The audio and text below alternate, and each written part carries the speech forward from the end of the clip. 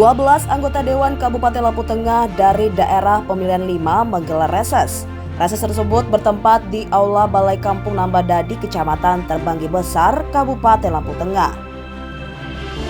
Anggota Dewan yang hadir dalam acara ini diantaranya Sumarsono dari fraksi PDIP, Lambok Nainggolan dari fraksi PDIP, Wayang Eka dari fraksi PDIP, Firdaus Ali dari fraksi Gerindra, Najamuddin dari fraksi Demokrat, Slamet Anwar dari fraksi PKB, Rizani Andi fraksi Nasdem, Jauhari Subing dari fraksi PKS, Fajar Fitri fraksi Perindo, Julius Heri Susanto, Agus Suwandi beserta Ariswanto dari fraksi Golkar.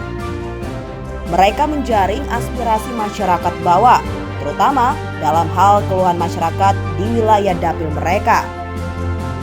Selain dihadiri ke-12 anggota Dewan, juga dihadiri para kepala kampung, aparatur kampung, tokoh masyarakat, tokoh agama, tokoh pemuda, dan tokoh wanita. Pertama-tama, mari kita panjatkan puji dan syukur pada Tuhan Yang Maha Esa sehingga kita semua bisa berkumpul, dan saya ucapkan terima kasih sudah meringankan langkah kakinya yang mana sudah memenuhi undangan dari kami yang pada hari ini kita akan reses di Kecamatan Terbanggi Besar dan kita jatuhkan di Kampung Nambadadi. Sebelum kita beranjak ke acara inti, izinkan saya untuk mengenalkan satu persatu yang pada hari ini kami DPRD dari Dapil 5 sengaja hadir ke Kampung Nambadadi untuk mendengarkan apa menjadi keluh kesah kawan-kawan masyarakat yang ada di dapil kami. Dari Partai Nasdem yang terkenal dengan anak Kikim, si anak singkong, dan yang di sampingnya beliau adalah Pak Lambok Nainggolan dari fraksi PDI, dan yang di samping saya beliau adalah mantan kepala kampung 3 periode Pak ya, 2 periode, beliau adalah Pak Jauhari Subing dari fraksi PKS. Kalau yang di samping saya udah kenal semua Pak ya, Pak Marsono. Wes dopanen pari urung Pak. Yaudah, kalau gitu nggak perlu saya kenalkan, udah kenal semua. Dari fraksi Demokrat. Yang ujung kanan beliau adalah dari fraksi Golkar yang bernama Mas Agus Suwandi. Ada beberapa pertanyaan masyarakat tentang galian pasir yang merusak lingkungan, perbaikan jalan, pengerukan irigasi, UMKM, serta terkait Islamic Center dan pengadaan mobil ambulans untuk kampung. Semua keluh kesah atau pertanyaan dari masyarakat dan semua tokoh yang hadir dalam kegiatan reses pada Senin 11 Juli 2022 dijawab oleh Ketua DPRD Sumarsono yang kebetulan ia berangkat dari Dapil 5 dan Agus Suwandi dari fraksi Golkar. Sumarsono dalam penyampaian hasil reses ini nantinya akan dibawa ke paripurna, kemudian akan diusulkan ke Bupati. Sumarsono bersama kawan anggota Dewan yang lain juga akan memperjuangkan. Namun, ia akan melihat dulu anggaran APBD Lampung Tengah cukup atau tidak. Pertama dan yang paling utama, marilah kita sama-sama panjatkan puja dan puji syukur kehadirat Allah Subhanahu wa Ta'ala, Tuhan Yang Maha Esa, yang mana pada pagi hari ini kita bisa berkumpul dalam rangka reses tahap ketiga DPRD Kabupaten Lampung Tengah tahun 2022. Kedua kalinya sholawat dan salam marilah selalu kita sanjung agungkan kepada junjungan kita Nabi besar Muhammad Sallallahu Alaihi Wasallam yang sangat kita nantikan syafaatnya di yaumil qiyamah. Amin ya rabbal alamin. Bapak dan Ibu, seperti biasa reses tujuannya adalah menyampaikan program pemerintah dan menyerap aspirasi. Kalau kemarin aspirasi yang diserap bagaimana sampean marah semua terkait jalan di depan kita itu, saya kira arep itu tak antemi karo boto. Kemarin jalannya rusak, kami reses di sini diamuk semuanya. Kalau hari ini masih nggak percaya, kalau sudah kami perjuangkan, maju hari ini tak antem boto. Kami juga, ya walaupun provinsi kalau nggak kami usulin bisa toh. Podo karo kampungmu gak usul karo aku iso. Nah, ya bandel bro. ilmunya lebih dhuwur iki. Tanpa desakan, tanpa usulan dari kabupaten, tidak mungkin itu akan terjadi. Itu pun melihat kemampuan keuangan pemerintah provinsi. Pengeboran lepas pantai kita di Provinsi Lampung itu sudah berhasil, dan mudah-mudahan dengan itu nanti tinggal dieksplor sehingga bagi hasil terkait dengan bagi hasil minyak akan berhasil. Program pemerintah Kabupaten Lampung Tengah, walaupun di sana sini terjadi banyak kekurangan, Lampung Tengah sampai hari ini masih posisi ketiga terbaik seprovinsi Lampung. Yang dilakukan penilaian oleh Badan Biro Pusat Statistik, sehingga Lampung Tengah itu tingkat kemiskinannya nomor 3 di Provinsi Lampung. Jadi kita ada di 11,3% kalau nggak salah. Nomor 1 Bandar Lampung dengan 10, sekian. Nanti saya buka baru saya tahu kalau angka-angka ini, kalau nggak buka nggak tahu Pak. Karena salah satu keberhasilan daripada pembangunan suatu daerah adalah tingkat kemiskinan, kedua indeks pembangunan manusia. Walaupun kalau di mata masyarakat, menurut penilaian masyarakat, berhasilnya sebuah pembangunan di daerah, pemerintah daerah adalah bagus dan tidaknya jalan. Barang adalah merupakan sebuah kebutuhan jalan ini. Namun demikian, karena luasnya Kabupaten Lampung Tengah, sehingga pembangunan tersebut harus secara bertahap terus dilakukan sesuai dengan keuangan kita, di samping usaha-usaha yang dilakukan oleh para eksekutif dan legislatif. Sementara PAD kita hanya 210 miliar ya, 210 miliar. Kalau uang tersebut dibagi setiap kampung saja, kemajuan demi kemajuan, ada yang macam-macam dilakukannya. Itu Pak Rinjani terus membagikan bibit singkong, terus mengedukasi. Kemudian Pak Lambo juga melakukan penyuluhan hukum dan lain sebagainya. Pak Rinjani jalan rusak, jalan negara aja digotong royongkan sama dia. Pak Heri Susanto sekarang sudah membuat saung juga, membuat pupuk organik dan membagikan bibit.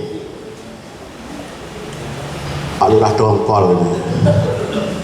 Kemudian Agus Wandi bagaimana membina para pemuda dengan olahraga.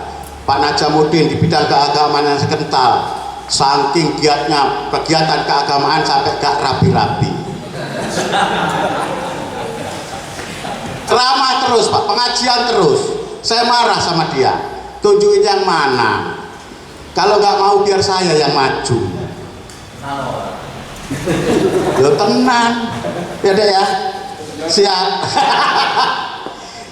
Dan beliau sangat intens juga. Ini kalau sudah meminta itu dibangun, kalau nggak dibangun, siang, pagi, sore sampai tengah malam telepon nggak berhenti. Kadang-kadang saya harus pergi ke kebun saya sana, disusul yang namanya Najamuddin ini. Begitu juga yang lain-lain, karena saya nggak biasa matikan telepon. Jadi intinya itu Pak. Kemudian terkait dengan pemerintah pusat sudah mengalokasikan administrasi dana kampung, tolong dimanfaatkan dengan sebaik-baiknya. Bagaimana BPK mengadvokasinya, merincinya, dan lain sebagainya, termasuk mengawasinya terhadap penggunaan ADK tersebut. Karena begitu ADK sampai kami 200 miliar, otomatis 20 miliar mau nggak mau harus kami distribusikan juga ke kampung. Karena 10% daripada PAD itulah pendamping daripada ADK. Sebetulnya kami memiliki sangat-sangat berkeinginan, tapi karena waktu sehingga kami kadang-kadang nggak ada waktu untuk mensupervisi daripada penggunaan ADK tersebut. Dan harapan saya, kami bagaimana ADK tersebut bisa lebih mempercepat mensejahterakan rakyat. Tidak harus hanya membangun jalan, Tapi bagaimana ADK itu dibuat rancangan bagaimana kampung ini mendapatkan pendapatan asli kampung juga. Suprat ini hanya ngingu pitik, iso tuku mobil jazz. Iya Pak. Hah? Ya. Apa? Aila Pak, ya bukan jazz Pak. Ada jazz. Orang saya udah ke rumahnya kok. Aku udah ke rumahnya belajar. Kalau nginggu pitik bisa dipakai. Cuma nginggu pitik. Modalnya mungkin ada yang pinjam kur. Nah kalau kampung ini kita ADK kita berapa dok? 400. ADD-nya? ADD 400 juta. BD-nya 1,2. 1,6 Bapak. Artinya 1,26 ya. 1,6 ya. 1,6 setiap tahun. Cuman karena Covid yang 40% didistribusikan untuk BLT ya. Seandainya, ini ngomong seandainya, setahun atau 2 tahun tidak membangun dulu tetapi dibuat badan usaha milik kampung yang qualified,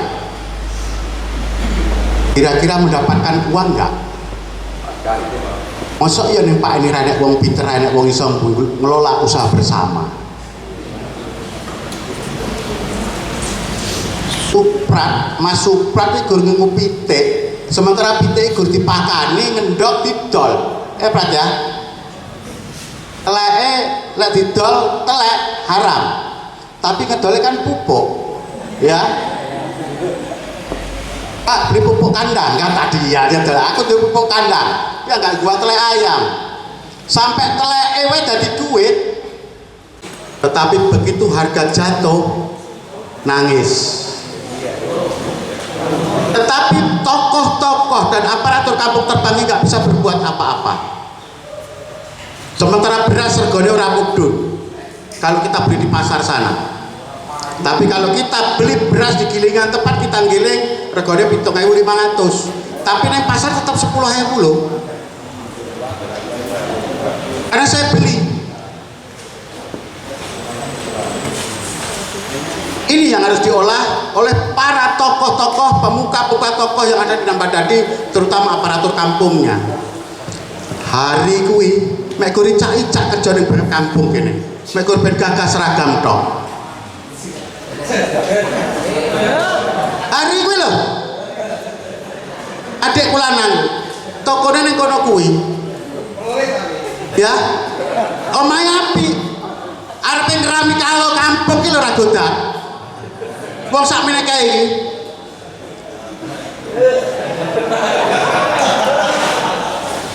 Pak Lurah kuwi wae lek lagi lewat Pak Rek iki gagah tenan wae, Pak Panto wae. Nah, kita juga punya tambang pasir. Banyak eksploitasi pasir kita. Apa kontribusinya untuk Nambadadi? Ini kita ketemu dengan Bapak semua anggota Dewan di Kabupaten Lombok Tengah. Yang satu usulan Pak Dewan, kami ini rekan-rekan kepala kampung mungkin setiap tahunnya adakan pramusbah dan musbangkam dan musbah kecamatan. Setiap tahun kami membuat suatu usulan, dasarnya dari bawah. Pertama kita buat pramusbah, setelah pramusbah kita musbang kampung, setelah musbang kampung kita musbang kecamatan. Namun setiap tahunnya usulan kita ini nggak ada satupun yang terrealisasi. Kadang-kadang jenuh dengan adanya pramusbah dan musbah. Harapan kami kepada Bapak Dewan, itulah yang jadi acuan kepada warga terbawah adalah pramusbah. Pengusulan jalan provinsi yang ada di depan kita ini, adakah bisa diusulkan ke jalan negara itu aja, supaya lebih ada perbaikan dalam waktu jangka yang tidak terlalu lama, dan itu waktunya pun puluhan tahun harus menunggu. Terima kasih. Assalamualaikum warahmatullahi wabarakatuh. Di perangkat kampung Nambadadi dan Karangindah beserta stafnya, kami di sini Pak, rakyat biasa, hanya mewakili masyarakat kampung Nambadadi yang selama ini saya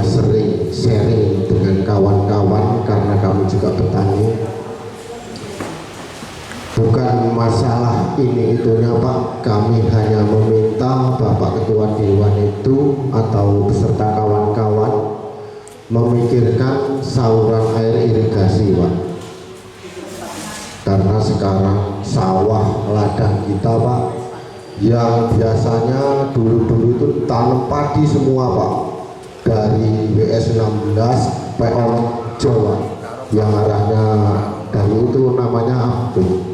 Ini aja Pak, saya tanyakan semua ngapa nggak tanam padi Pak, kata dia airis banyune angel.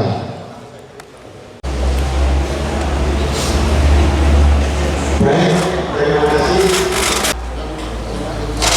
Melihat akibat dari galian C yang mengeksploitasi besar-besaran terhadap ambang pasir,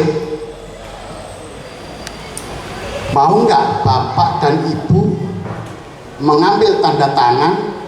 Kalau kita hentikan nggak mungkin, karena pasir itu dibutuhkan. Tetapi yang kita lakukan adalah dibatasi dengan tonasenya. Hanya mobil kapasitas kol diesel yang boleh masuk. Nah, kalau masyarakat memang betul-betul menghendaki itu, siap. Nih kertasnya, minta tanda tangan masyarakat. Kalau dia masih bisa masuk setelah ada tanda tangan masyarakat itu, leher saya taruhannya.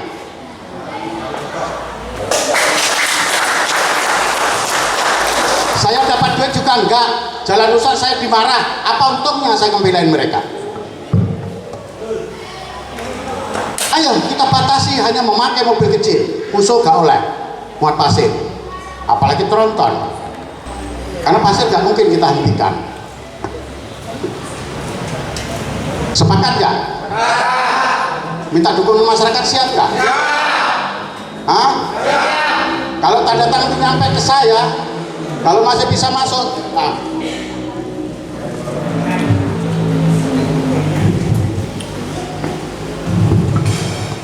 Jalan provinsi bisa nggak diusulkan ke pemerintah, ke Mendagri jalan negara? Pertanyaan dari saudara Heri ya, bisa sepanjang masyarakat kalau dilebarkan kena pagar dan lain sebagainya siap menyerahkan, saya siap fasilitasi. Karena lebar jalan provinsi dengan jalan nasional itu berbeda. Saya tanah kena sakilan we ngamuk, sementara sepanjang Bandar Jaya sampai Mandala.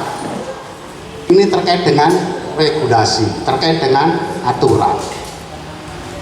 Karena kelas jalan negara luasnya minimal 26 meter, jalan kita itu ada. Itu masalahnya.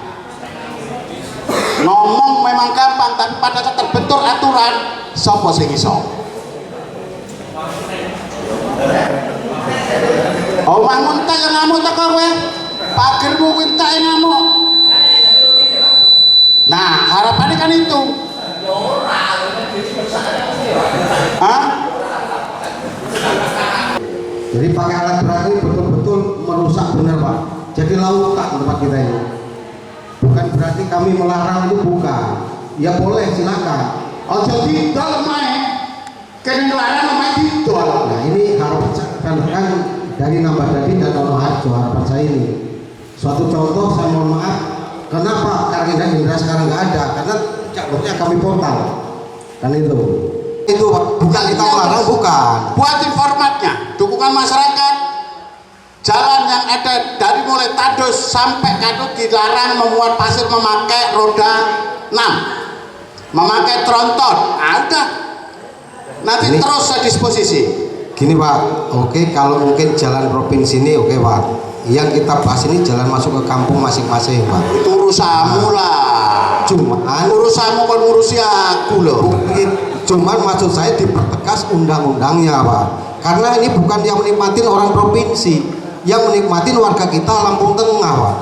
Ini harapan saya itu mudah-mudahan dari orang tua kita, wakil-wakil kita bisa membahas hal ini. Terima kasih. Kita buatin perkam. Saya datang sampai membuat perkam, dilarang untuk memakai itu. Selesai malahan. peraturan kampung wong wilayahmu kok. Termasuk Pak N ini. Jajal kowe pinter tenan apa ora? Kendel tenan apa ora kowe? Buatin perkam. Saya memberikan usulan ini yang bersifat umum.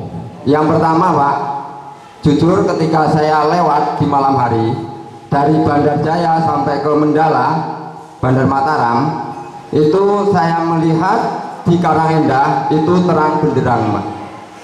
Ya, jadi usulan kami ini saya yakin bukan hanya dimanfaatkan oleh warga masyarakat Nambadadi, tapi yang melintasi sepanjang jalan Merapi, Pak. Yaitu usulan kami lampu penerangan jalan. Kalau untuk Nambadadi itu yang utama, Pak, karena kami warga Nambadadi. Jadi kami mengusulkan Nambadadi tolong diutamakan. Lampung Tengah itu sebetulnya lampu jalan sudah paling banyak. Nggak percaya tanya ke PLN. Berapa tiap tahun kita membayar untuk lampu jalan itu?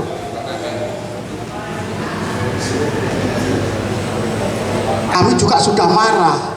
Tapi kembali lagi ada yang namanya anggaran berimbang, Pak. Jadi sudah ada pagu-pagunya yang juga ditentukan oleh pemerintah pusat prosentasenya. Nah, kita juga sudah ditegur sama BPK. Sama dengan ADK ini, kan ada panduan-panduannya. Nah, kami juga sama, nggak iso sak gelem-geleme. Gitu loh.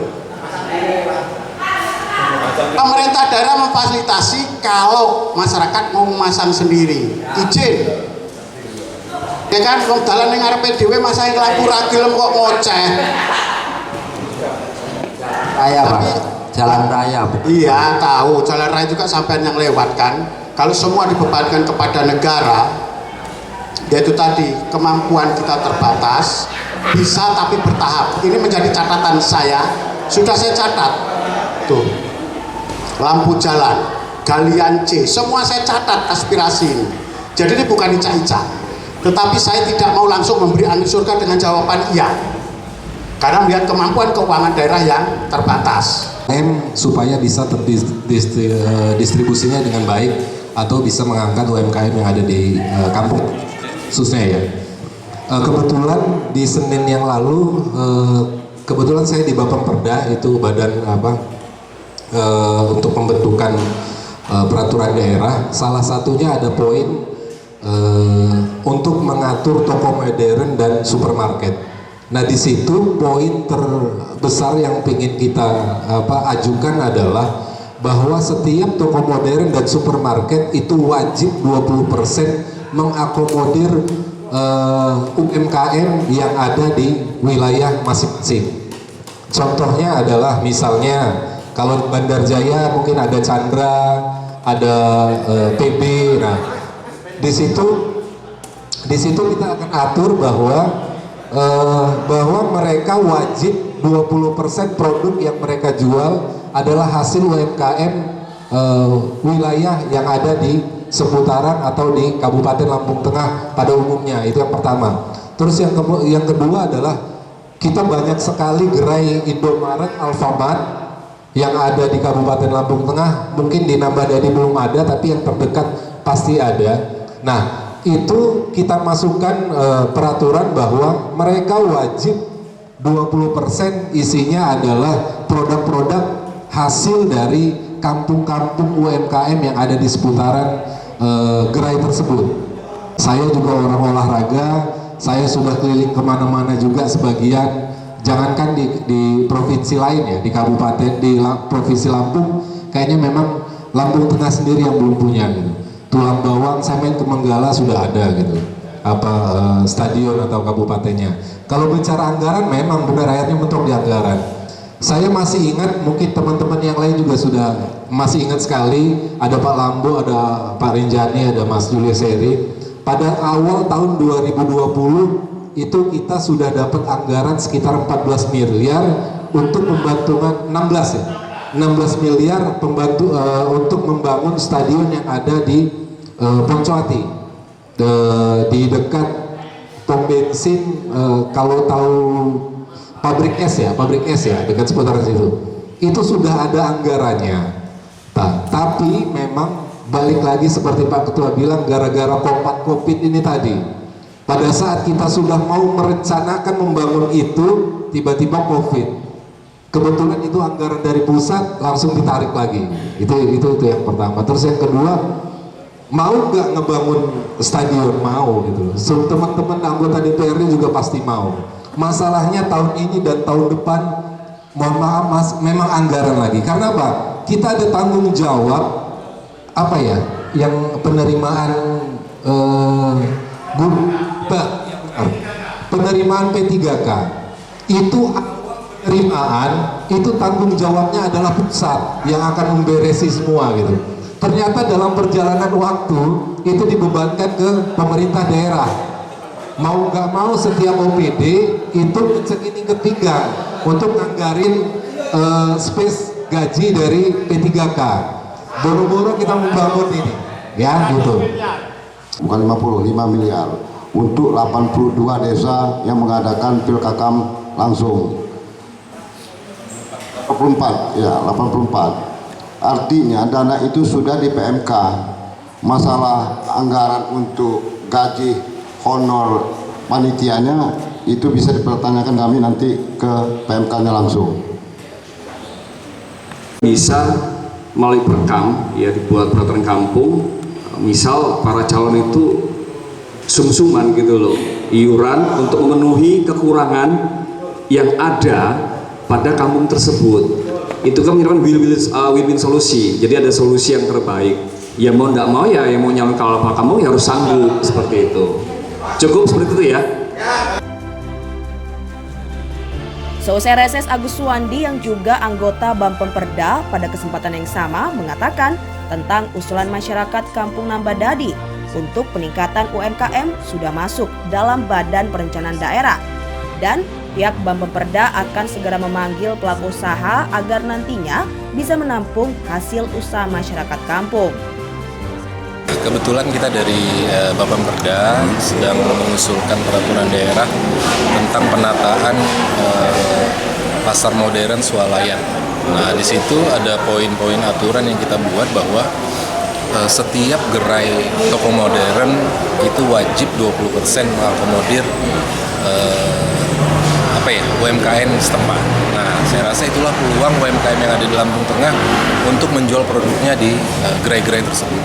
Kalau harusnya kan sampai saat ini ada, hanya kita daerah belum mengatur secara spesifik kan seperti apa, bahwa setiap misalnya Alfamart, Indomaret, kita mintakan space mereka bahwa 20% produk yang mereka jual adalah UMKM setempat seperti itu. Selanjutnya, dalam kesempatan yang sama, Lambok Nainggolan selaku Ketua Fraksi PDIP juga mengatakan terkait usulan UMKM dan usulan yang lainnya, ia bersama kawan-kawan anggota dewan yang berasal dari dapilnya akan memanggil dinas terkait demi terrealisasi apa yang menjadi keinginan masyarakat bawah.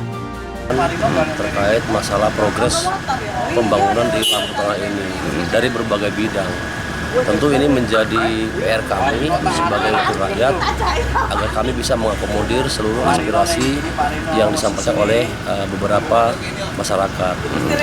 Tetapi di lain pihak juga kita harus juga ada aspek keadilannya, tidak hanya di kecamatan terbagi besar ini, tapi juga kita harus memikirkan juga di seluruh kecamatan di Lampung Tengah ini.